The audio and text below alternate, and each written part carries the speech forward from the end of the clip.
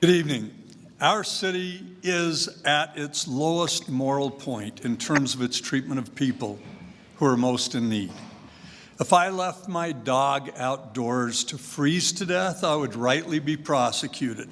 Yet our elected city officials have left human beings outdoors this brutal winter to freeze to death and suffer untold tragedies.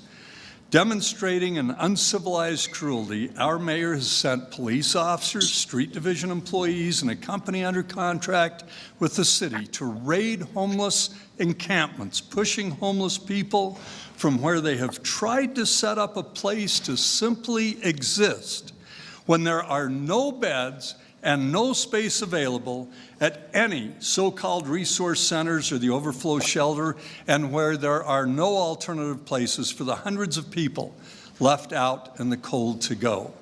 During these raids, usually ignored by our news media, the city has paid employees and contractors to confiscate and destroy the property of homeless people, including tents, clothing, and medications.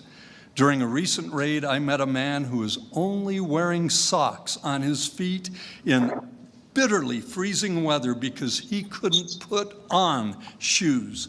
I took him to an emergency room, and he had massive frostbite and trench foot. That's the result of how homeless people are being treated at this very moment by Salt Lake City government. Our city's elected officials knew that the space in resource centers has been woefully inadequate since the destruction of the road home downtown. Yet, at our mayor's behest, you voted to prohibit shelters of any size for homeless people.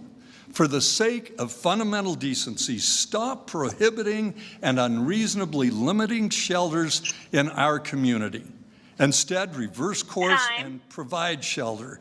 That is a solution that promotes the interests of residents, businesses, and homeless people alike. Thank you, Rocky.